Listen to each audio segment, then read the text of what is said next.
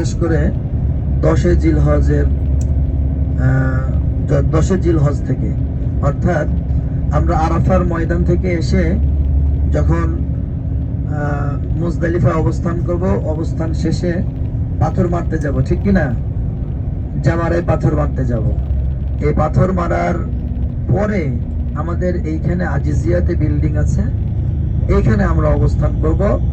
হজ সহায়ক এই বিল্ডিংটা আমাদের জন্য কি? হজ সহায়ক। আমাদের পাথর মারা, আমাদের প্রথম দিন আমাদের অনেক কষ্ট হবে হাজী সাহেবদের, হয়তোবা, যেহেতু মুজদালিফা থেকে হেঁটে আসতে হবে, সেখানে তো আর কোনো যানবাহন থাকবে না। এ কারণে আমাদের আজিজিয়ায় থাকার একটা উদ্দেশ্য হচ্ছে হজ সহায়ক একটা প্ল্যানিং। এ কারণে আমাদের এই জায়গাটার নাম আমরা জেনে যাই, এই জায়গার নাম হচ্ছে আজিজিয়া। ঠিক আছে? এই যে দেখেন বাম দিকে ঘড়ির বিল্ডিং দেখতেছেন, ওইটাই কাবা মনে করেন, ওইখানেই কাবা। আমরা অনেক সময় টিভিতে দেখি না, অনেক বড় ঘড়ির বিল্ডিং, ওই যে দেখেন, আমরা অতি নিকটেই চলে এসেছি।